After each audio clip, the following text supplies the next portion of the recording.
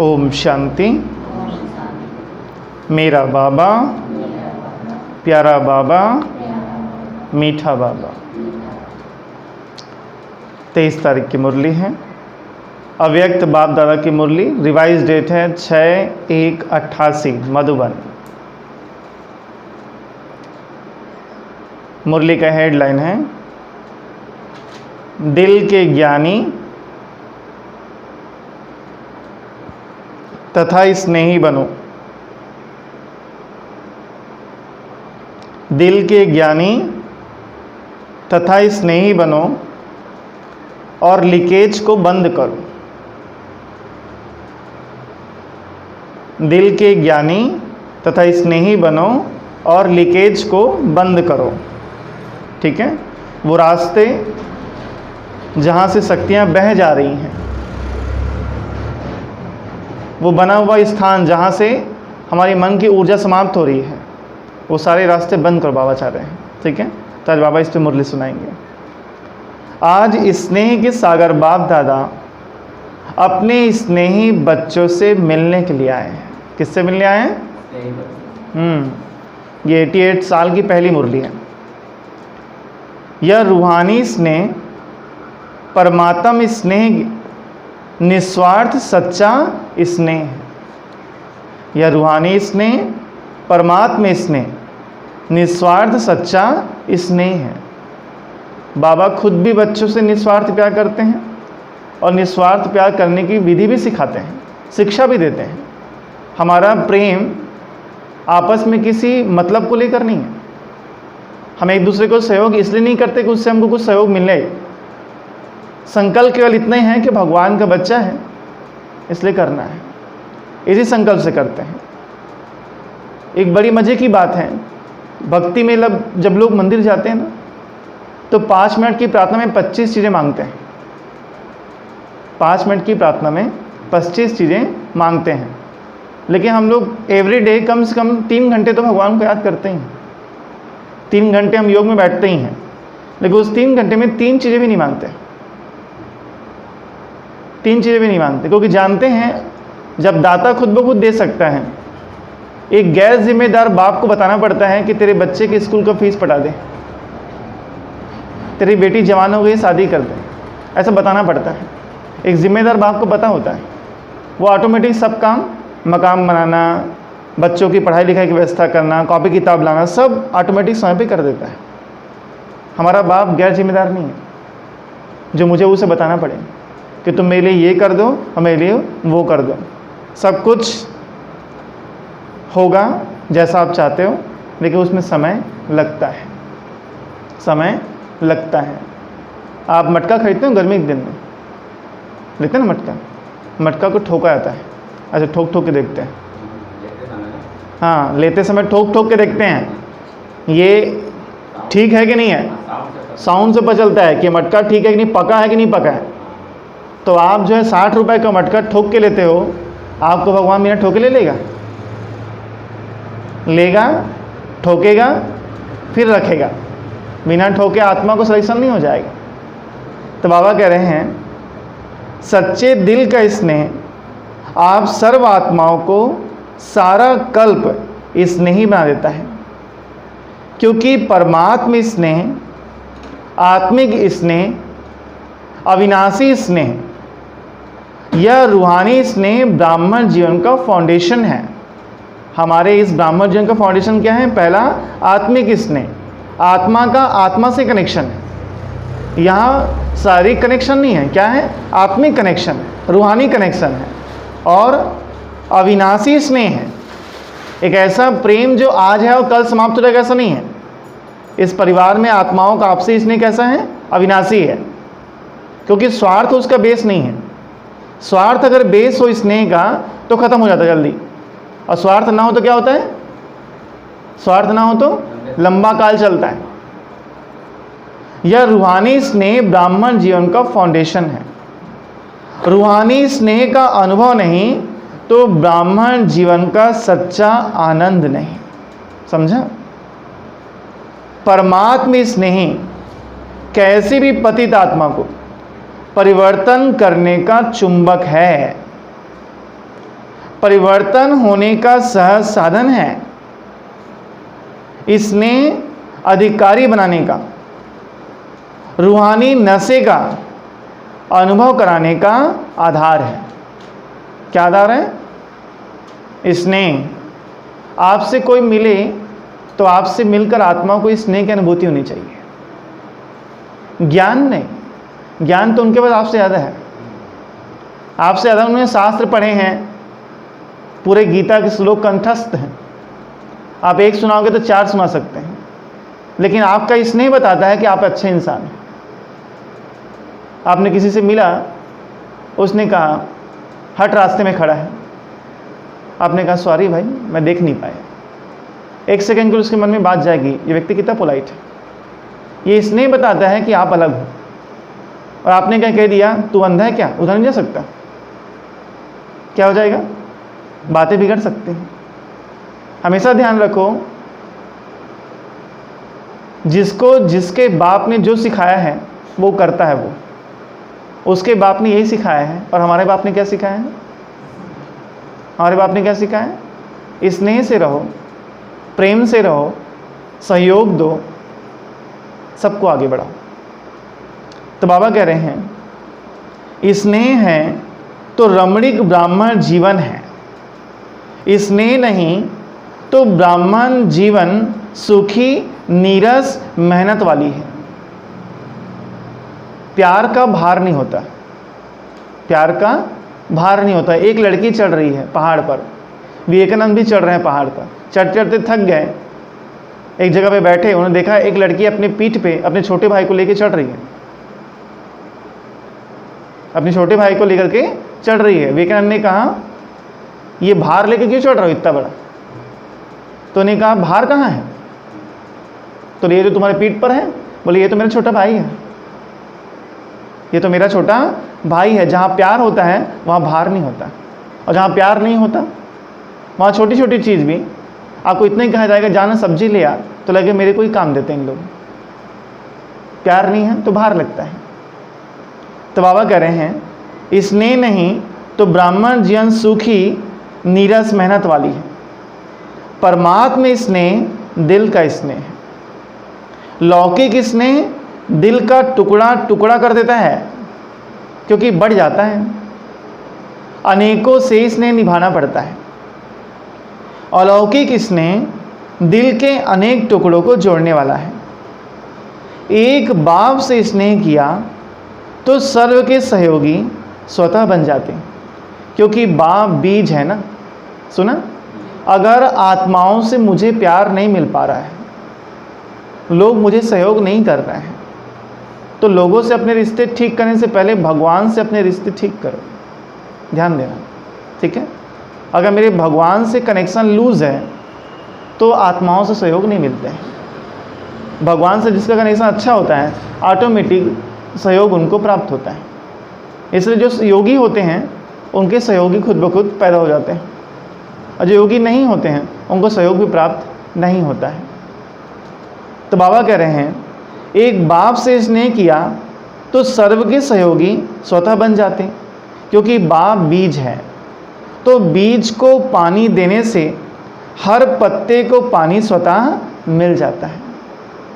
पत्ते पत्ते को पानी देने की आवश्यकता नहीं होती, नहीं होती। सुना? इसलिए भगवान से अपने संबंध अच्छे करो, भगवान के समीप जाओ, उनसे प्यार लेना और प्यार देना सीखो। ऑटोमेटिक संसार की हर एक आत्मा बाबा की मुरली में आती है।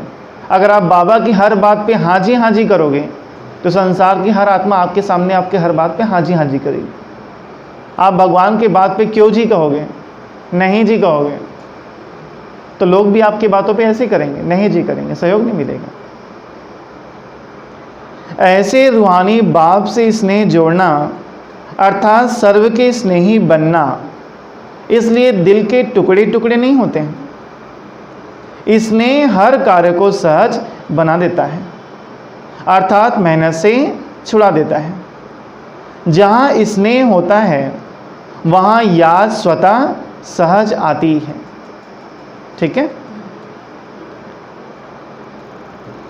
जहाँ स्नेह होता है वहाँ याद स्वतः सहज आती ही है। इस स्नेही को भुलाना मुश्किल होता है, याद करना मुश्किल नहीं होता। प्रेम ऐसा जुड़ता है, बुद्धि वहीं रहती है। आप देखो जिनके बच्चे हैं घर पे, बच्चों की अगर तबीयत खराब, हाई फीवर हो और किसी कारण से काम पे बाहर निकलना पड़ जाए तो भी पिताजी को ध्यान रहता है आज घर में कि बच्चा तबीयत खराब है बच्चे का। हर सेकंड ध्यान, कब ख़त्म हो काम और मैं घर जाके थोड़ा सा देखूं, मैं ध्यान रहता है। इसको बोलते हैं प्रीत। उसको ट्रैफिक कंट्रोल के आराम नहीं लगाना पड़ता कि मैं अपने बच्चे को याद करूं, ऑटोमेटिक याद बनी रहती है। तो बाबा कह रहे हैं चाहे ज्ञान अर्थात समझ कितनी भी बुद्धि में हो, लेकिन यथार्थ ज्ञान अर्थात स्नेह संपन्न ज्ञान हो। सुना क्या होना चाहिए? स्नेह संपन्न ज्ञान, ज्ञान हो, स्नेह भी हो, लेकिन उसमें श्रीमत कंबाइन है। अगर ज्ञान है और स्नेह नहीं है तो रूखा ज्ञान है। रूखा ज्ञान है, रूखा ज्ञान होता है तो कई महामंडली से लोग को महाराज जी आपके लिए लेके आए हैं, चल चल दूर से। सूखा योगी, कई बीके लोग भी ऐसे हो जाते हैं। ओम शांति। रेड लाइट है, इशारा करते हैं, रेड लाइट है। हमें थोड़ा सा पूछ दिया, क्लास हो गई क्या? अभी होगी? सीधा ऐसे रूखा रूखा, क्योंकि अंदर प्रेम नहीं पहुंचा। यहीं जो है इतना मोटा हो गया है, अंदर घुसता ही नहीं है, अंदर एकदम टाइट। गुस्सा उस आत्मा को सबसे ज़्यादा आता है जो सबसे ज़्यादा खाली होता है। भरी हुई आत्मा को समझ नहीं आता है। भरी आत्मा को जल्दी इरिटेशन नहीं होता, और खाली आत्मा छोटी सी बात पे 2 बार अगर निकल के वहाँ से ना, तो वहाँ जाना करो दिन भर यहीं, तुरंत गुस्सा आएगा उसको। खाली है ना अंदर से, 2 बार निकल गए क्या हो गया, तुरंत गुस्सा आ जाएगा। एक बार बोलो हटो तो ठीक था, दूसरा बोल दिया तो तुम यही काम करो दिन भर, मैं यही करूँ, हटते रहो तुम्हारे लिए, तुरंत गुस्सा आता है। खाली आत्मा, कमज़ोर आत्मा, शक्तिहीन आत्मा सबसे ज़्यादा गुस्सा करती है। तो बाबा कह रहे हैं इसने सर्व संबंधों का दिल से अनुभव कराता है। सिर्फ ज्ञानी जो है वह दिमाग से याद करते हैं, और इसने ही दिल से याद करते हैं। दिमाग से याद करने वालों को याद में, सेवा में, धारणा में मेहनत करनी पड़ती है। वह मेहनत का फल खाते हैं और वह मोहब्बत का फल खाते हैं। जहाँ स्नेह नहीं, दिमागी ज्ञान है, तो ज्ञान की बातों में भी क्यों, क्या, कैसे दिमाग लड़ता रहेगा, लड़ाई लगती रहेगी अपने आप से। व्यर्थ संकल्प ज़्यादा चलेंगे, व्यर्थ संकल्प ज़्यादा चलेंगे। जहाँ क्यों होगी वहाँ क्यों की क्यों होगी, और जहाँ स्नेह है वहाँ युद्ध नहीं, लेकिन लवलीन है, समाया हुआ है। जिससे दिल का स्नेह होता है तो स्नेह की बात में क्यों क्या नहीं उठता है। जो कहा वो स्वीकार किया, जो कहा वो स्वीकार किया, क्योंकि प्रेम है ना। जैसे परवाना समा के स्नेह में क्यों क्या नहीं करता, न्यौछावर हो जाता है। सुने क्या बोले बाबा? समा क्या करता है? क्यों क्या नहीं करता है, न्यौछावर हो जाता है। वैसे परमात्मा स्नेही आत्माएं स्नेह में समाई हुई रहती हैं। कई बच्चे बाप से रूरिहान करते या कंप्लेन करते हैं। क्या कंप्लेन करते हैं? कि ज्ञान तो बुद्धि में है, ब्राह्मण भी बन गए, आत्मा को भी जान गए, बाप को भी पूरे परिचय से जान गए, संबंधों का भी पता है, ज्ञान का चक्र का भी ज्ञान है, रचयिता और रचना का भी सारा ज्ञान है।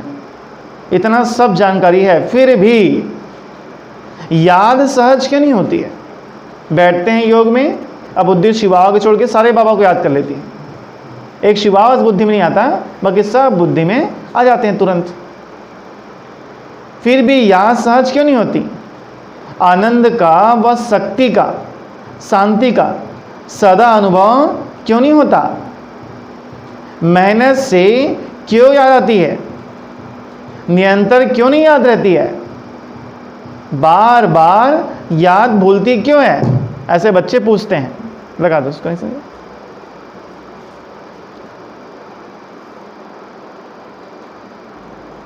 निरंतर क्यों नहीं याद रहती हैं? बार बार याद भूलती क्यों है? इसका कारण, ध्यान सुनो, इसका कारण क्योंकि ज्ञान दिमाग तक है। कहाँ तक है? दिमाग तक है। ज्ञान के साथ साथ दिल का स्नेह कम है, दिमागी स्नेह है। दिमाग क्या बताता है? भगवान आए हैं धरती पर, इनसे बहुत पैसा मिलने वाला है, इसलिए उसको याद करो। दिमाग बताता है बहुत पाप किया है, पाप को काटना है तो याद करो। एक बार किसी भाई से बातचीत मजाक में हुआ, उसने कहा बाबा को इस तरीके से योग करने से विकर्म विनाश नहीं होते, उस तरीके से करना चाहिए। कुछ विधि उन्होंने अपने से बताई। मेरा प्रश्न था, आप बाबा को क्यों याद करते हैं? आप बाबा को क्यों याद करते हैं? उन्होंने बताया स्वर्ग की बात सही मिलती है और विकर्म विनाश होते हैं और कर्मातीत बनना है। सही है, उत्तर गलत नहीं है, सही है। लेकिन मैंने कहा मुझे ये लगता है मैं भगवान को इसलिए याद करता हूँ क्योंकि मैं उनसे प्यार करता हूँ। अगर वो मुझे स्वर्ग की बात सही नहीं भी देगा, मेरे लिए कोई काम भी नहीं करेगा, तो मैं उसे याद करूँगा क्योंकि प्यार है। अब मुझे भगवान की आदत है, अगर हम कोई योग का प्रयोग ना करें, योग का प्रयोग कर रहे हैं और उसमें सफलता ना भी मिले किसी कारण से, तो भी हम भगवान से प्यार करेंगे, क्योंकि मेरा प्यार प्राप्ति के आधार पे नहीं है। प्यार तो हो जाता है, बस भगवान आए, उनको देख के अच्छा लगा, ऑटोमेटिक जीवन उनके लिए चला गया। अब कोई लाख समझाए, कोई कुछ भी बोले, ये जीवन उनसे हटने वाला तो नहीं है, क्योंकि आधार क्या है? प्रेम है। तो बाबा कह रहे हैं दिमागी ज्ञान है, ज्ञान दिमाग तक है। ज्ञान के साथ साथ दिल का स्नेह कम है, दिमागी स्नेह है। मैं बच्चा हूँ, वह बाप है, दाता है, विधाता है, ये है दिमागी ज्ञान। क्या ये? लेकिन यही ज्ञान जब दिल में समा जाता तो स्नेह की निशानी क्या दिखाते हैं? दिल। किसी बहुत प्रेम है, उसको सिंबल भेजते हैं, दिल का फोटो बना के भेजते हैं। तो ज्ञान और स्नेह कंबाइन हो जाता है। ज्ञान बीज है लेकिन स्नेह पानी है। सुने, अब बिना पानी के बीज पौधा नहीं निकलता उसमें से, ना पौधा होगा, ना अंकुरित होगा, ना पौधा होगा, ना पेड़ बनेगा। अगर बीज को पानी नहीं मिलेगा तो फल नहीं देगा। ऐसे ज्ञान है लेकिन दिल का स्नेह नहीं तो प्राप्ति का फल नहीं मिलता, इसलिए मेहनत लगती है। ब्राह्मण बनने के बाद भी सुख, शांति, आनंद, इन सब अवस्थाओं का केवल ज्ञान होता है, अनुभव नहीं होता।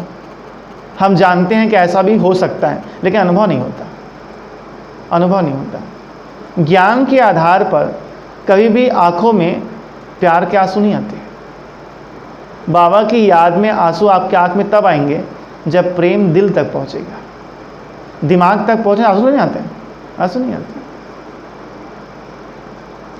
ऐसे ज्ञान है लेकिन दिल का स्नेह नहीं तो प्राप्ति का फल नहीं मिलता, इसलिए मेहनत लगती है। स्नेह अर्थात सर्व प्राप्ति के सर्व अनुभव के सागर में समाया हुआ। जैसे लौकिक दुनिया में भी देखो, स्नेह की छोटी सी गिफ्ट, सौगात कितनी प्राप्ति का अनुभव कराती है। छोटा सौगात देते हैं लेकिन अच्छा लगता है। और वैसे स्वार्थ के संबंध से लेन देन करो तो करोड़ों भी दे दो, लेकिन करोड़ मिलते भी फिर भी संतुष्टता नहीं होगी।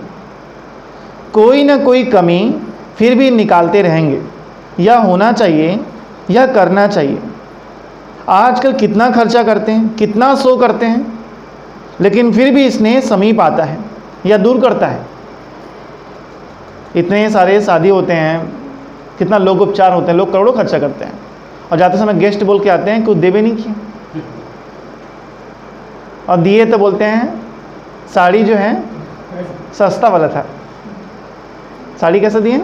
सस्ता वाला, उसका अच्छा वाला था और हमारा ठीक नहीं था। अच्छे अच्छे साड़ी को अपने स्टाइलों को दिए।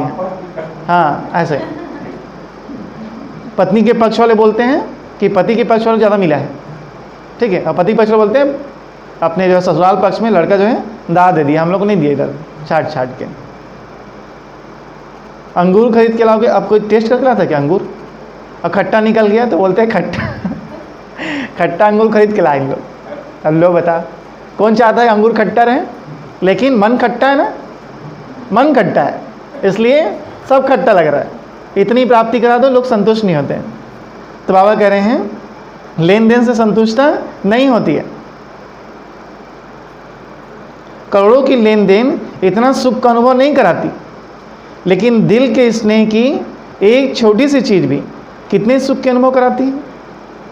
क्योंकि दिल का स्नेह हिसाब किताब को भी चुकता कर लेता है। स्नेह ऐसी विशेष अनुभूति है जो अपने आप से पूछो कि ज्ञान के साथ साथ दिल का स्नेह है? पूछो, किससे पूछो? किससे पूछो? एकांत में बैठो, अपनी कॉन्फ्रेंस करो, अपनी काउंसलिंग करो, अपने दिल पे हाथ रख के बोलो, हे दिल मेरी बात सुन रहे हो? बोलेगा हाँ। तुम्हारा बाबा से स्नेह है? हाँ। बाबा के लिए त्याग कर सकते हो? हाँ। तो आज तक विकारों का त्याग क्यों नहीं किया है? सोचेगा बेचारा। बाबा के लिए सह सकते हो? हाँ। दो बातें सहन नहीं होती, चुप हो जाएगा। बाबा के लिए जीवन दे सकते हो? हाँ। फिर पलट के जाने का क्यों सोचते हो? दिल सोचेगा, सोचेगा। अपने दिल से बात करो। तो बाबा कह रहे हैं दिल का स्नेह हिसाब किताब को भी चुक्त कर लेता है। सुन लो, बहुत अच्छी लाइन, लिख लो, नई चीज़ है ये। दिल का स्नेह हिसाब किताब को भी चुक्त कर लेता है। स्नेह होगा तो आपसे हिसाब किताब कड़े नहीं होते, सरल हो जाते हैं। किसी की बात बुरी नहीं लगती, किसी प्रेम हो वो आपको दो शब्द बोल देना बुरा नहीं लगता है, क्योंकि अपना है ना। प्रेम ना हो तो बातें पकड़ी जाती हैं, झगड़े हो जाते हैं छोटी छोटी बातों में। वही भाई बहन तो हैं जो साथ में बचपन में बाल पाल लड़ते थे, धनाधन देते थे एक दूसरे को, और अगले पल खेलते थे भी साथ में। और अभी राखी में गए थे, कुछ कह दिया गया ससुराल वालों की तरफ से, अब दोबारा नहीं जाना है, अगली राखी में तुम राखी भेज देना, हम आएंगे नहीं। क्यों? अब वो स्नेह नहीं है। तो बाबा कह रहे हैं दिल का स्नेह हिसाब किताब को भी चुकता कर लेता है। स्नेह ऐसी विशेष अनुभूति है जो अपने आप से पूछो कि ज्ञान के साथ साथ दिल के स्नेह है? दिल में लीकेज, रिसाव तो नहीं है, ऐसा छेद जिससे शक्ति बह रही हो, लीकेज। जहाँ लीकेज होता है तो क्या होता है?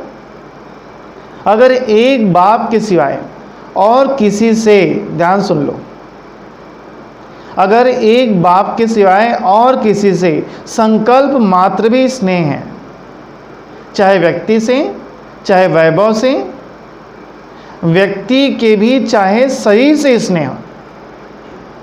शरीर का आकर्षण अलग है, आत्मा का आकर्षण अलग है। आत्मा बहुत योग्य है, अच्छा ज्ञानी है, ध्यानी है, तो उसका अट्रैक्ट होना अलग चीज़ है। शरीर से सुंदर है, चेहरा अच्छा है, उससे अट्रैक्ट होना अलग अलग चीज़, दोनों गलत है। और तो बाबा कह रहे हैं व्यक्ति के भी चाहे शरीर से स्नेह हो, चाहे उनकी विशेषता से हो, हद की प्राप्ति के आधार से हो, लेकिन विशेषता देने वाला कौन? किसने दी विशेषता? किसने दी विशेषता? दादी जानकी को दादी जानकी किसने बनाया? बाबा ने। दादा लेखराज को ब्रह्मा किसने बनाया? बाबा ने। जितने भी आपके सामने चमक रहे हैं ऊपर, उनको बनाने वाला, जिसकी रचना इतनी सुंदर, वो कितना सुंदर होगा। मन में यही गीत बजने चाहिए, यही गीत। आप रचना को मत देखो, रचयिता को देखो। उसके पास जाओगे आपको वैसे बना देगा, जिस चीज़ से आकर्षित हो रहे हो वो आपके पास आ जाएगी। तो बाबा कह रहे हैं प्राप्ति कराने वाला कौन? बाबा।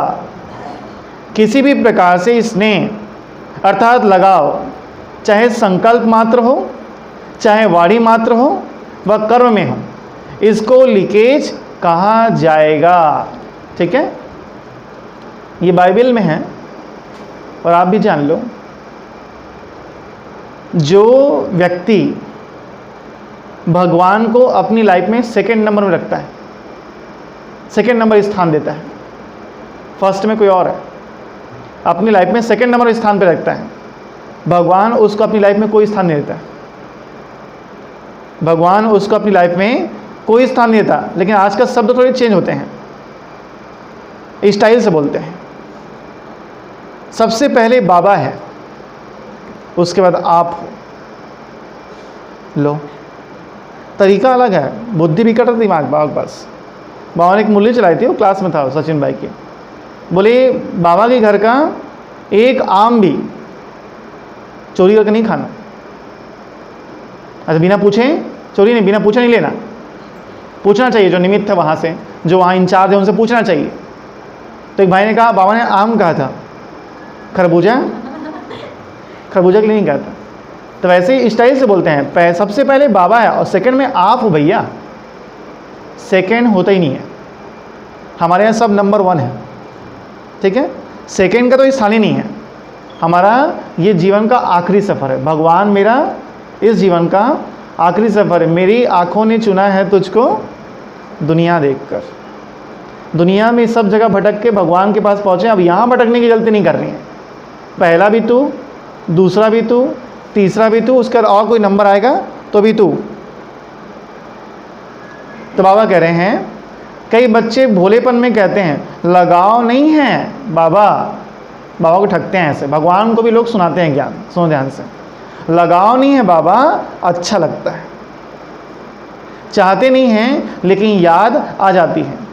तो लगाव की निशानी है संकल्प, बोल और कर्म से झुकाव। इसलिए लीकेज होने के कारण शक्ति नहीं बढ़ती, और शक्तिशाली ना होने के कारण बाप को याद करने में मेहनत लगती है, और मेहनत होने के कारण संतुष्टता नहीं रहती है। जहाँ संतुष्टता नहीं, वहाँ अभी अभी याद की अनुभूति से मस्ती में मस्त होंगे, और अभी अभी फिर दिल शिकस्त होंगे। क्योंकि लीकेज होने के कारण थोड़ा टाइम भरती है, सदा नहीं रहती। अभी बाबा कमरे से भर के आए थे योग में, बाहर निकलते किसी ने कह दिया कितना योग कर रहे हो, काम धाम नहीं है तुम्हारे पास। क्या हो गया? पूरा नशा वहीं ख़त्म हो गया। अभी तो इष्ट देवी बन के निकले थे, पूरा चक्र तलवार गदा सब ले करके। बाहर निकलते किसी ने कह दिया बड़ा है योगी कहीं के। क्या हो गया? चक्र गदा और तलवार वहीं गिर गया, ख़त्म हो गया योगी पना, ख़त्म हो गया। तो बाबा कह रहे हैं लीकेज क्या होता है? थोड़ा देर मस्ती का अनुभव कराता है, फिर ख़त्म। तो चेक करो, कोई व्यक्ति वह वैभव में लगाव तो नहीं है, अर्थात लीकेज तो नहीं है, यह लीकेज लौलीन स्थिति का अनुभव नहीं कराएगी। सुना? वैभव का प्रयोग भले करो, साधन जो मिले हैं यूज़ करो, लेकिन योगी बन प्रयोग करो। ऐसा ना हो जिसको आप आराम की साधन समझते हो, वह मन की स्थिति को बेआराम करे। संजय भाई ने क्लास कराया था माउंट आबू वाले, उनकी लाइन मुझे बहुत अच्छी लगी। बोले इस संसार में तुम जिस चीज़ को मेरा समझोगे ना, वो तुम्हें दुख देना ही स्टार्ट कर देती है, दुख दे के चली जाएगी आपको। जिसको आपने मेरा कहा ना, एक सिंपल से पेन है ना, इसको मैंने मेरा समझूंगा ना, ये मुझे दुख दे देगी। क्यों? मैं इधर रखा हूँ, मुरली क्लास से उठा हूँ, कोई लेके चलते बना।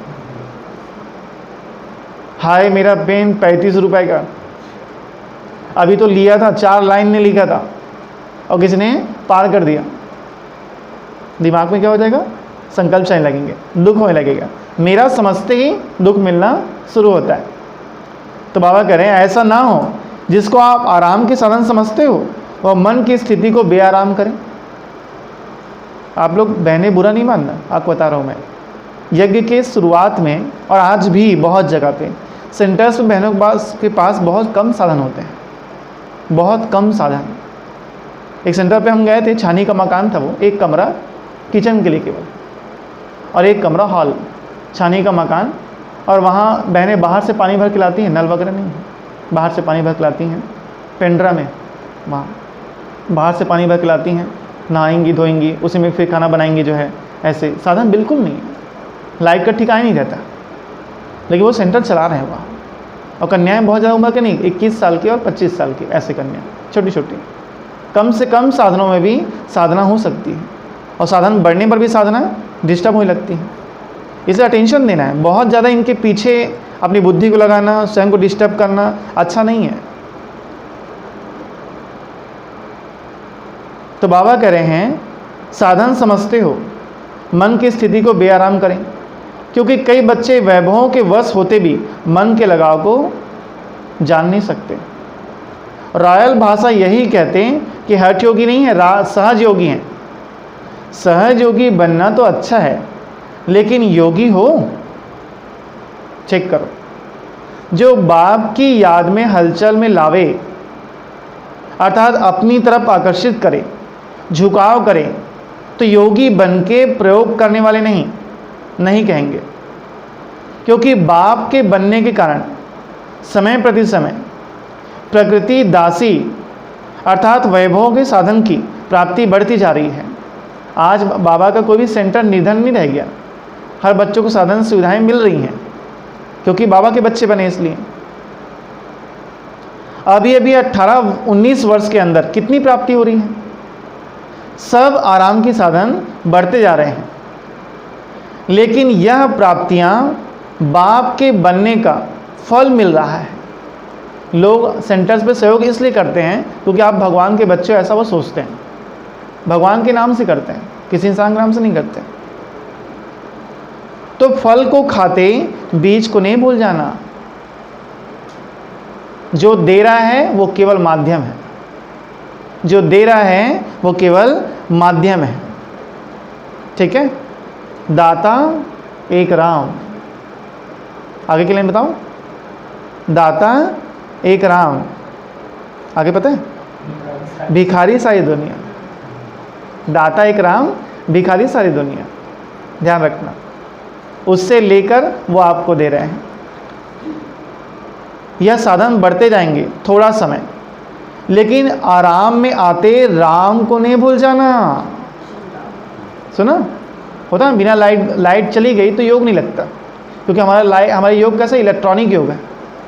लाइट जले, मेडिटेशन म्यूजिक बजे, और जो बगल में खास है वो चुप हो, तब क्या हो, तब हम परमधाम जाएंगे। बिना साधन के साधना होती है। और हमारा शरीर जो है ना, इसको जितने कम साधन में रखना चाहो रह सकता है, और जितना ज़्यादा दोगे ना और मांगता है। अब ध्यान, लाइट जैसे एक दिन लाइट गुलो परेशान हो गए, न्यूज़पेपर में आ गया कल कि रेगुलर 2 घंटे कटौती है, तो आप मेंटल रूप से रेडी हो जाते हो, आप जान जाते हो 2 घंटे कटौती होगी, मीन्स अपना काम पहले से जो भी लाइट के संबंधित काम है पहले करके आप 2 घंटे में फ्री हो जाते हो। तुरंत मन सेट हो जाता है। अपने मन को सेट करो, कम से कम साधन, कम से कम आवश्यकताओं में जीवन जीने का, ताकि बुद्धि उन चीज़ों के पीछे ज़्यादा ना भागे। अभी तो लोगों को अगर मोबाइल छीन लो तो उनके प्राण निकल जाएंगे, आपको नहीं पता है। विदेश में रिसर्च होता है इसके ऊपर, एक केवल 3 घंटे के लिए, 4 घंटे के लिए मोबाइल नेटवर्क बंद कर दिया गया, लोग पागल होने लगे। कुछ लोग सिर पटक रहे थे दीवार में अपना, नेट नहीं चल रहा है, नेट नहीं चल रहा है, नेट नहीं चल रहा है। इतना पागल, इतने ज़्यादा लोग साधन के पीछे हो गए हैं। एक बार आया था वीडियो, एक छोटा बच्चा एकदम मेंटल हो गया, लगातार वो 3 दिन तक मोबाइल चलाया था, और उसका प्रभाव पड़ता है ब्रेन के ऊपर। बहुत सारे बच्चे ब्रेन से वीक होते हैं। क्यों? ये खा जा रहा है एनर्जी, मोबाइल एनर्जी खा, तो कंटिन्यूस है ना, कंटिन्यूस है। मजाक में था, उसने दिया था कि बोले आने वाले समय में संतानें ऐसे पैदा होंगी। क्यों? सिर झुका हुआ, हाथ में मोबाइल, और ऐसे मंकी छाप स्थिति में मोबाइल चला रहे हैं। छोटे छोटे बच्चे, दिवाली के दिन हम लोग गए थे मोबाइल लेने के लिए, तो एक छोटा सा बच्चा था, उसका पेंट भी ठीक से नहीं पहना था वो, और रो रहा था, पापा मेरे लिए मोबाइल बोला नहीं आता उसको, एकदम छोटा छुटैया था, छोटा था उसका ऐसे, और रो रहा था, पापा मेरे लिए मोबाइल। बोलते ले इसको ही मोबाइल चाहिए अब। हाँ, रोते हैं बच्चे। तो साधन बहुत कमज़ोर कर रहे हैं आत्माओं को। देखो पहाड़ा जोड़ घटाना पहले हाथ में करते थे ऐसे ऐसे, आप पूछना बच्चों को, कुछ बोलोगे तुरंत मोबाइल निकाल के टकाटक दबाते हैं। हाँ नहीं, ऐसे हिसाब किताब जो है पहले बुजुर्गों को देखना, मौखिक चीज़ें, क्योंकि अनुभव के आधार पर।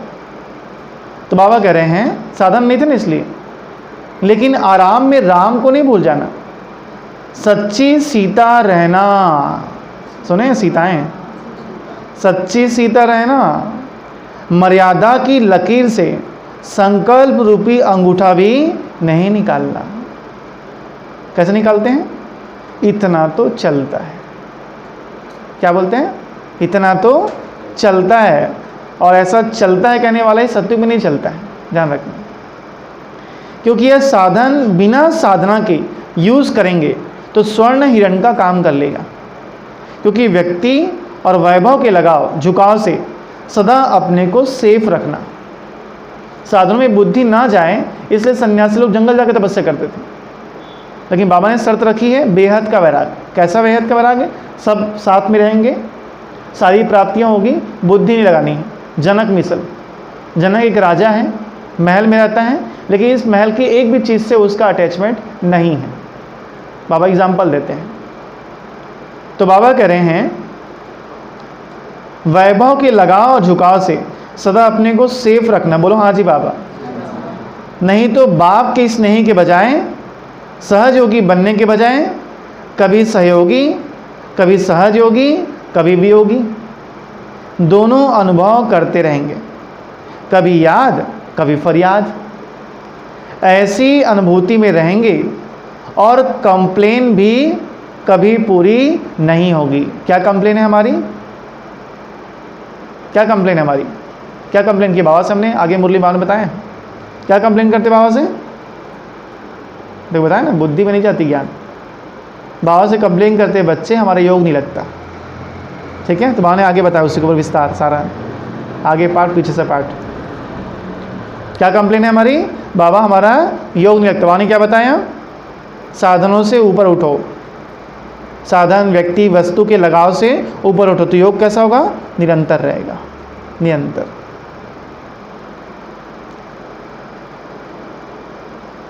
तो बाबा करे कभी याद कभी फरियाद, ऐसे अनुभूति में रहेंगे, कंप्लेन भी कभी पूरी नहीं होगी।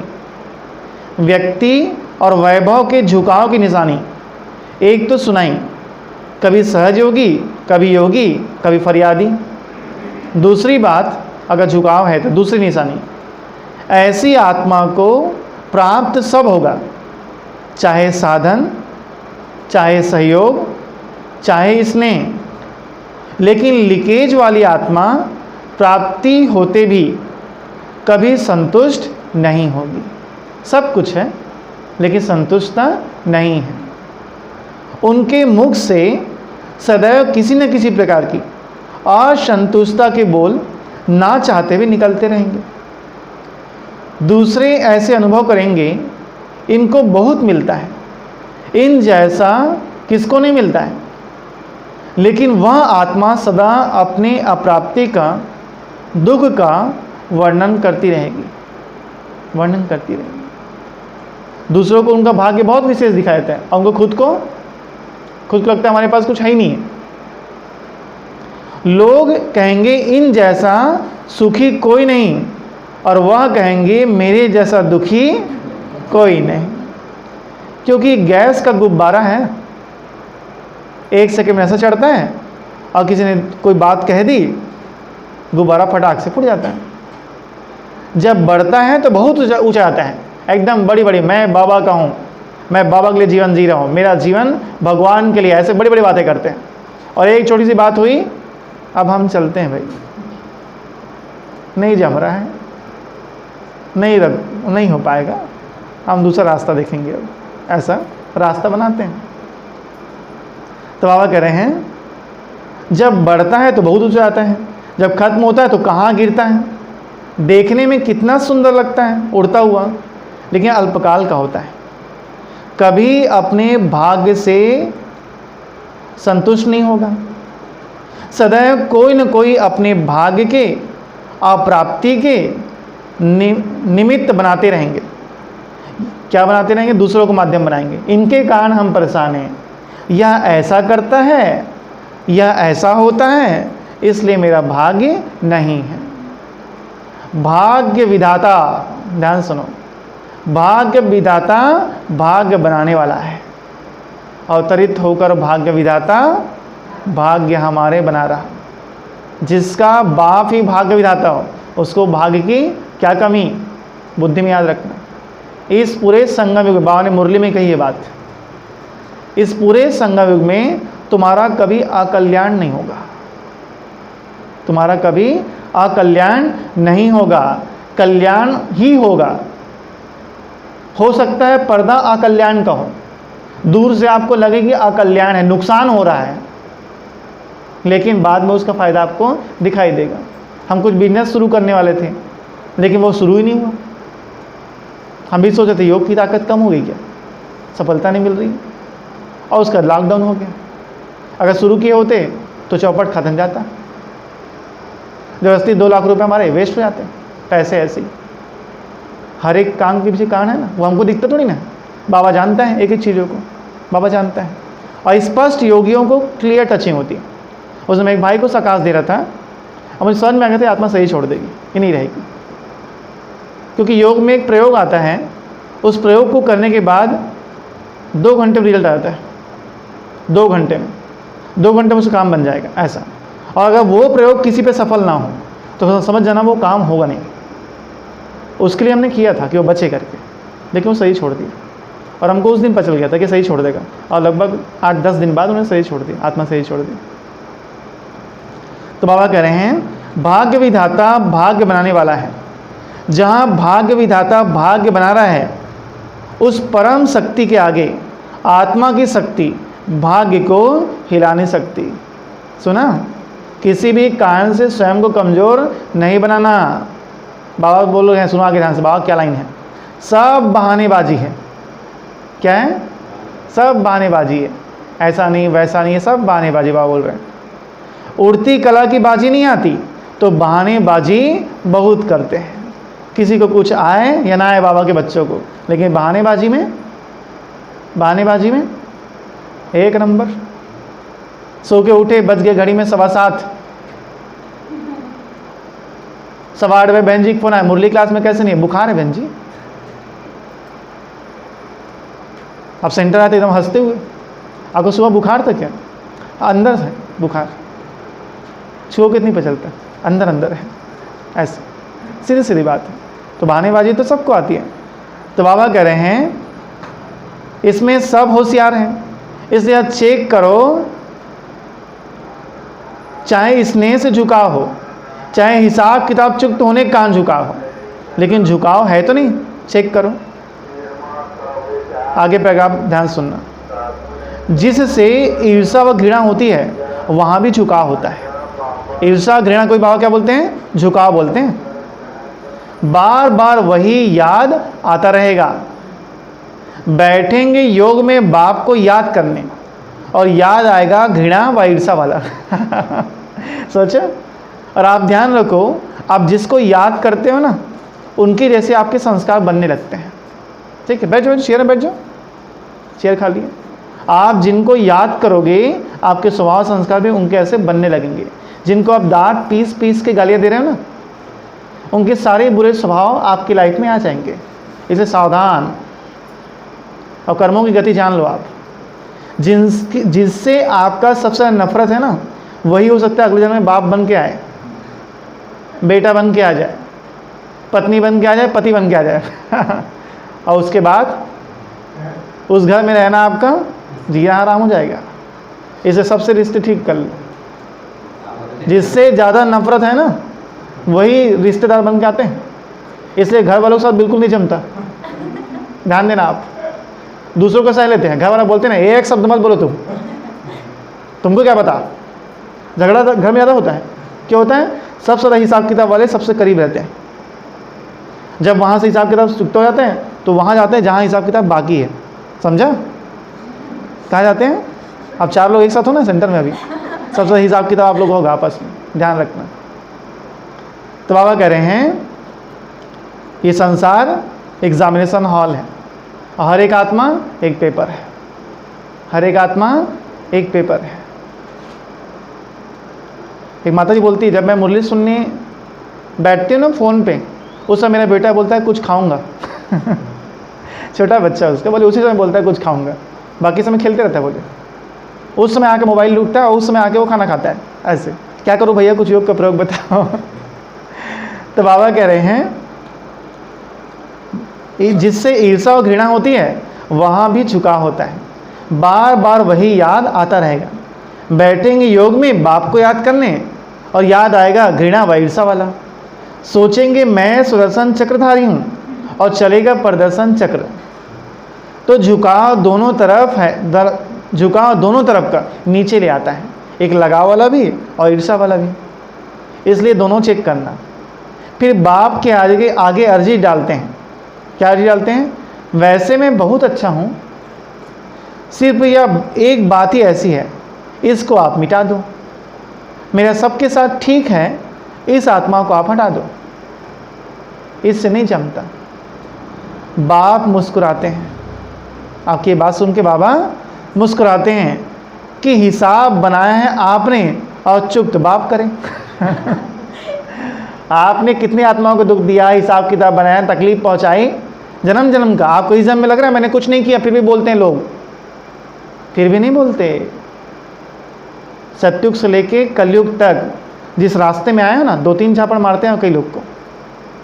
और बाबा ने मुसीबत कर दी। क्या कर दी? बोले वापस जाओ उसी रास्ते से। बाबा है, बोले रिटर्न जर्नी है, उसी रास्ते से वापस जाओ। और सब तैयार खड़े ऐसे, जिनको मारते लड़ते झगड़ते आए हो ना, आपको लगा था हम तो निकल लिया, अब दोबारा मुलाकात तो होना नहीं है। लेकिन उन सब से मुलाकात करते हुए कलयुग, द्वापर, त्रेता, सतयुग, रिटर्न जर्नी है। रिटर्न जर्नी, सबसे मुलाकात होगी। सब आएंगे एक एक करके आपसे हिसाब किताब वसूलने, कोई छोड़ेगा नहीं। हिसाब किताब बनाए आपने और चुक्त करे बाप। चुक्त करावे यह बात ठीक है, लेकिन चुक्त करे यह बात ठीक नहीं है। बाबा काम नहीं बनाएगा, आपको काम बनाने का रास्ता बताएगा। करना तो आपको है, करना तो आपको है। बाबा कार ला के नहीं देता। कार खरीदने के लिए जो पैसा है वो आप परमदास नहीं टपकाता, विधि बताता है। इस विधि से करोगे तो कमाई अच्छी होगी। ये रास्ते हैं, ऐसे ऐसे। तो बाबा कह रहे हैं बनाने के समय बाप को भूल गए। जब भी कोई बुरा काम करता है तो शिव भूल जाता है। बनाने के समय बाप को भूल गए और चुक्त करने के टाइम बाबा बाबा कहते हैं। करण करानहार कराने के लिए बंधा हुआ है, लेकिन करना तो आपको पड़ेगा। तो सुना बच्चों को क्या क्या समाचार बाप जरा देखते हैं। सार क्या हुआ, पूरा इतना डिटेल का सार क्या हुआ? सिर्फ रूखे ज्ञानी नहीं बनो, दिमाग के ज्ञानी नहीं बनो, दिल के ज्ञानी और स्नेही बनो, और लीकेज को चेक करो। समझा? अच्छा, लास्ट है 18 जनवरी आ रही है।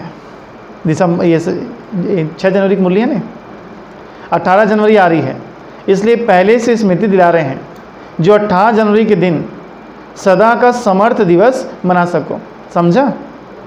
सिर्फ जीवन कहानी सुना के नहीं मनाना, लेकिन समान जीवन बनने का मनाना है।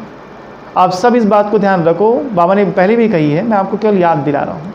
अपनी संपूर्णता की डेट निकालो और संपूर्णता की डेट निकाल के भूल जाओ, ऐसा मत करना, ठीक है? अगर मैंने ये संकल्प लिया कि 2 साल में मुझे फरिश्ता बनना है, ऐसा संकल्प मैंने 2 हफ्ते में, 2 हफ्ते में को नहीं बनता। 2 साल में मुझे फरिश्ता बनना है, तो 2 साल में 24 महीने आते हैं। कितने? 24 महीने, 12 महीने के 1 साल। 24 महीने में इस महीने में मुझे क्या क्या चेंज करना है। शुरुआत छोटे संस्कार को लेना, बड़े को मत लेना, अजगर से मत लेना सीधा।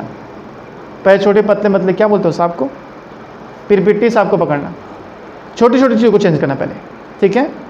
आप लेट उठते हो उसको चेंज करो, खाना खाते समय बहुत बात करते हो उसको चेंज करो, छोटे छोटे परिवर्तन करो, बड़े मत भिड़ो एकदम से, तो विजय होती जाएगी तो अच्छा लगेगा। एकदम बड़े से भिड़ के संस्कार नहीं बदले तो दुखी हो जाती आत्मा। छोटे छोटे परिवर्तन, हर महीने कुछ परिवर्तन, ऐसे करते करते संपूर्णता आती है। ऐसे नहीं हमने एक दिन प्रतिज्ञा लिख के दे दी बाप दादा को, बाप दादा लेटर पढ़ के बहुत खुश हैं और आप भूल गए, उससे संपूर्णता नहीं आएगी। हर महीने का टारगेट हो, परिवर्तन परिवर्तन फिर महापरिवर्तन। पार्टियों से अव्यक्त बाप दादा की मुलाकात। अपने को डबल हीरो समझते हो, नहीं समझते हो? बाप दादा यहाँ को नहीं समझता। आपने हाँ नहीं कहा। हीरे तुल्य जीवन बन गई तो हीरे समान बन गए, और सृष्टि ड्रामा के अंदर आदि से अंत तक हीरो पार्ट बजाने वाले हो, तो डबल हीरो हो गए ना। कोई भी हद के ड्रामा में पार्ट बजाने वाले हीरो एक्टर गाए जाते हैं, लेकिन डबल हीरो कोई नहीं होता, और आप डबल हीरो हो। बाप के साथ पार्ट बजाना या कितना बड़ा भाग्य है। भगवान इस धरती पर आए और मुझे उनके साथ सेवा करने का मौका मिला, बहुत खुशी की बात है, बहुत बड़ा सौभाग्य है। भगवान सर्वसमर्थ होते भी उसने मुझे अवसर दिया कि मैं उनकी कुछ सेवा कर सकूं। वो चाहे तो पलक झपकते सब काम कर सकता है, वो सर्वसमर्थ है, लेकिन उसने आपको भाग्य दिया। तो सदा श्रेष्ठ भाग्य को स्मृति में रख आगे बढ़ रहे हो। रुकने वाले तो नहीं हो ना, रुकने वाले तो नहीं हो ना। निश्चय जो है ना, आप पुरानी माताओं से मिलना, पीछे बैठे माताएं, पूछ रहे हैं उनसे, जब शादी होती थी ना तो एक संकल्प लेके निकलते थे, डोली जा रही है वहाँ से अर्थी आएगी। डोली जा रही है ससुराल में, अब ससुराल से अर्थी आएगी। एक बार चले गए ना वापस चाहे कुछ भी हो, इसको बोलते हैं निश्चय, इसको बोलते हैं निश्चय, समर्पण। अब उनके लिए जीवन जैसा रखे, समर्पण। वो इंसान के प्रति था, अब भगवान के प्रति रखो। एक बार भगवान का बन गया ना तो अब तो अर्थी ही जाएगी। अब ये सही जब छूटेगा तो ही सेंटर छूटेगा और बाबा घर छूटेगा, ऐसे नहीं छूटेगा। मैं और बाबा कल्प कल्प हमेशा साथ रहे हैं और साथ रहेंगे। जीवन के फैसले भावनाओं में आके नहीं करते, बहुत सोच समझकर एक बार किया जाता है, और एक बार करने के बाद फिर बस चलना होता है फिर तो बाबा कह रहे हैं रुकने वाले तो नहीं हो ना, बोलो। जो थकता नहीं है वह रुकता भी नहीं है, बढ़ता रहता है। तो आप रुकने वाले हो या थकने वाले हो? देखो ऑप्शन कितना अच्छा दिया बाबा ने, किसी में हाँ बोला तो फंस जाओगे। बाबा ने नहीं कहा आगे बढ़ने वाले हो कि रुकने वाले हो, बाबा ने कहा अब रुकने वाले हो कि थकने वाले हो। ध्यान से नहीं सुनते रहो तो बोल दोगे कुछ भी। अकेले होते हैं तो थकते हैं, बोर हो जाते हैं तो थक जाते हैं, लेकिन जहाँ साथ हो वहाँ सदा ही उमंग उत्साह होता है। कोई भी यात्रा पर जाते हैं तो क्या करते हैं? संगठन बनाते हैं ना। क्यों बनाते हैं? संगठन से, साथ से, उमंग उत्साह से आगे बढ़ते जाते हैं। तो आप सभी रूहानी यात्रा पर सदा आगे बढ़ते रहना, क्योंकि बाप का साथ, ब्राह्मण परिवार का साथ कितना बढ़िया साथ है। अगर कोई अच्छा साथी होता है तो कभी भी बोर नहीं होते, थकते नहीं। तो सदा आगे बढ़ने वाले सदा ही हर्षित रहते हैं, सदा खुशी में नाचते रहते हैं। तो वृद्धि को पाते रहते हो ना। वृद्धि को प्राप्त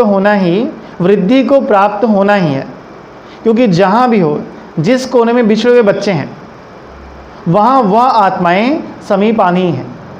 इसलिए सेवा में भी वृद्धि होती रहती है। कितना भी चाहो शांत करके बैठ जाए, बैठ नहीं सकते। सेवा बैठने नहीं देगी, सुना, आगे बढ़ाएगी। क्योंकि जो आत्माएं बाप की थी वह बाप के फिर से बननी है, सेंटर खुलनी है, आत्माएं आएंगी, उनको परिचय मिलेगा ही। मुख्य भाइयों से अव्यक्त बाप दादा की मुलाकात। सुन लो मुख्य भाई, आप लोग आए हो ना, मुख्य भाई। पांडव सोचते हैं शक्तियों को अच्छा चांस मिलता है, अच्छा चांस मिलता है, शक्तियों सेंटर पे रहते हैं। हम लोगों को तो ऐसा कोई व्यवस्था नहीं, ऐसे भाई लोगों को संकल्प चलता है। दादिया बनना अच्छा है, लेकिन पांडव अगर प्लानिंग बुद्धि नहीं हो तो शक्तियाँ क्या करेंगे?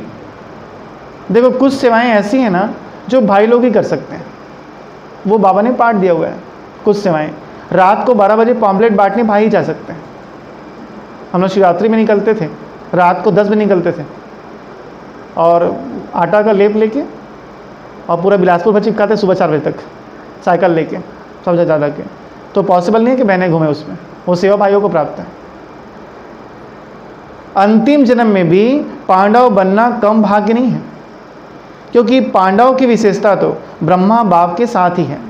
ठीक है, हम लोग इस पे काफ़ी ऐसे मजाक में चिट चैट करते हैं।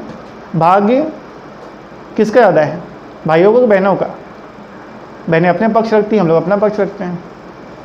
बाबा ने बहनों को आगे रखा यज्ञ में। ज्ञान कलश किसके सिर में दिया है? बहनों के सिर में दिया है। भाई लोग तर्क देते हैं ब्रह्मा और बहन थे कि भाई थे? ब्रह्मा और बहन थे कि भाई थे? भाई थे ना। किसके तन में आए बाबा? जिसके तन में आए वो भाई थे। तो भाइयों का भी भाग्य बहुत आगे है, और देने वाला भी भाई है ना। जिसने कलश दिया है वो कौन था? वो भाई था। तो भाग्य भाइयों की ज़्यादा होगी ना ऐसे। तो बाबा कह रहे हैं अंतिम जन्म में भी पांडव बनना कम भाग्य नहीं है, क्योंकि पांडवों की विशेषता तो ब्रह्मा बाप के साथ ही है। तो पांडव कम नहीं, पांडवों के बिना शक्तियाँ नहीं, और शक्तियों के बिना पांडव नहीं। चतुर्भुज की 2 भुजा वह है, 2 भुजा वह है। इसलिए पांडवों की विशेषता अपनी है। दोनों चाहिए ना, भाइयों की ज़रूरत है, बहनों की ज़रूरत है। निमित्त सेवा इन्हों को, दादियों को मिली हुई है, इसलिए यह करती हैं। बाकी सदा पांडवों के लिए शक्तियों को, और शक्तियों के लिए पांडवों को स्नेह है, रिगार्ड है, और सदा रहेगा। ब्राह्मण परिवार भाई बहनों के बीच में क्या होता है? स्नेह, रिगार्ड हमेशा रहता है। स्नेह, रिगार्ड सदा रहेगा। शक्तियाँ पांडवों को आगे रखती हैं, इसमें ही सफलता है। और पांडवों को शक्तियों को आगे रखते हैं, इसमें ही सफलता है। ठीक है, ध्यान रखना है। भाइयों को बहनों को आगे बढ़ाना है, और बहनों को भाइयों को आगे बढ़ाना है। पहले आपका पाठ दोनों को पक्का है। पहले आप कहते खुद भी पहले आप हो जाएंगे। बाप बीच में है तो झगड़ा है ही नहीं। होता है झगड़ा? झगड़ा कब होता है? झगड़ा कब होता है? जब बाप भूल जाता है और बाप की बातें भूल जाती हैं। बाप भूल जाता है, बाप की बातें भूल जाती हैं, और इंसान याद रहता है, इंसान की बातें याद रहती हैं। झगड़े सारे उसे ले आते हैं। जब यज्ञ की स्थापना हुआ तो हमले बाहर से होते थे, दुनिया वाले विरोध करते थे। ब्रह्माओं के टाइम पर बाहर से हमले होते थे, अंदर मजबूत था। अभी बाहर का हमला खत्म हो गया, अंदर संस्कारों को टकराव चलते रहता है। एक शब्द है भाईचारा, शब्द सुना ना आपने? भाईचारा। बहनचारा शब्द है क्या? शब्द सुना? बहनों का खूब टकराव होता है आपस में। संस्कारों के टकराव जितने बहनों के होते भाइयों के नहीं होते। बचना है, टकराए कोई भी नुकसान दोनों को होगा। टकराए कोई भी नुकसान दोनों को होगा। और यहाँ हम टकराने नहीं आए हैं, मिलने और मिलाने आए हैं। हमें भगवान से मिलना भी है और भगवान से मिलाना भी है। हमारे बीच में एक ही चीज़ होगी, वो कौन है? परमात्म स्नेह। ये हम दो के बीच में अगर कोई चीज़ आएगी तो क्या होगा? परमात्म स्नेह। एक बात ध्यान दो सभी, आपको आपस में बहुत अंडरस्टैंडिंग के साथ रहना है। आप अकेले में बैठ के कभी सोचो मेरी कौन सी बातें लोगों को बुरी लग जाती हैं। हो सकता है मैं अच्छा बोलता हूँगा, मुझे लगता है मैं बहुत महान काम करता हूँ ऐसा बोल करके, लेकिन ये चेक करो मेरी कौन सी बात लोगों को बुरी लगती है और उसे परिवर्तन करो। ठीक है? और एक मौका सबको देना चाहिए। ध्यान देना सभी, अगर आपको किसी की कोई बात बुरी लगे ना, उस व्यक्ति के पास बैठकर टाइम निकाल के एक बार बात कर लो। आप दो लोग आपस से बात करोगे ना तो रिश्ते ठीक हो सकते हैं। ठीक है? और यदि आप दोनों के बीच में तीसरा बात करेंगे ना, तो आपकी बात को वो किस प्रकार से प्रस्तुत करेगा आप नहीं जानते हो ना। झगड़े बढ़ सकते हैं उससे जो है। आपस में उसके बारे में बात करने से अच्छा है उससे बात करना। आपस में मिलो, बात करो, बातों को बातों से ख़त्म करके बाप को याद करो, रिश्ते अच्छे रहेंगे। ठीक है। तो बाबा कह रहे हैं, एक बाबा के लिए ये चूज़ करना कि उनका कौन सा बच्चा विशेष है कठिन है। शरीर के सारे अंग महत्वपूर्ण हैं, इसी तरह बाबा का हर एक बच्चा बाबा के लिए इम्पॉर्टेंट है। बाबा किसी को भी जा और मत जा नहीं बोल सकता, हर बच्चे को बाबा संभालता है। बाबा कहते हैं मैंने 5000 साल तुमसे मिलने का इंतज़ार किया है, 5000 साल। इसलिए हर एक बच्चा लाडला है, सिकलेदा है और बाबा के लिए महत्वपूर्ण है। जिस कार्य के निमित्त बने हो।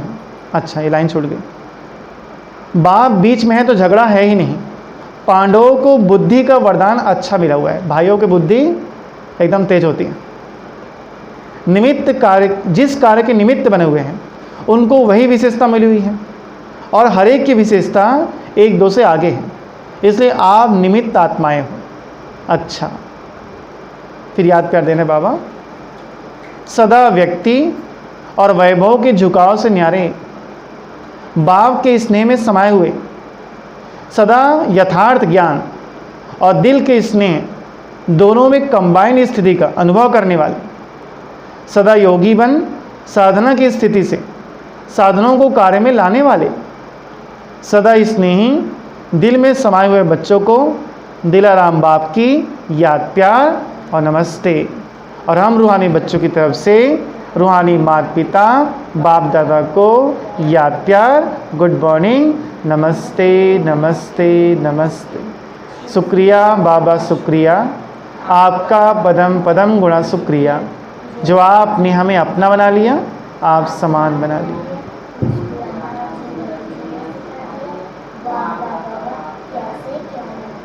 चलो वरदान ले लो। अब बाबा वरदान दे रहे हैं।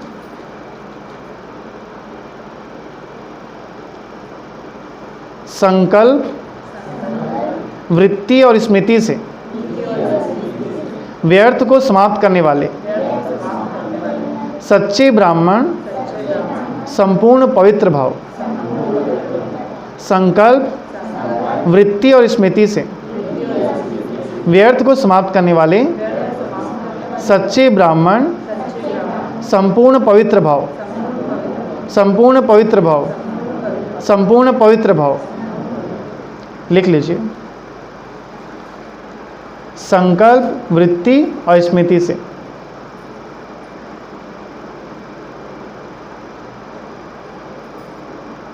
संकल्प, वृत्ति और स्मृति से व्यर्थ को समाप्त करने वाले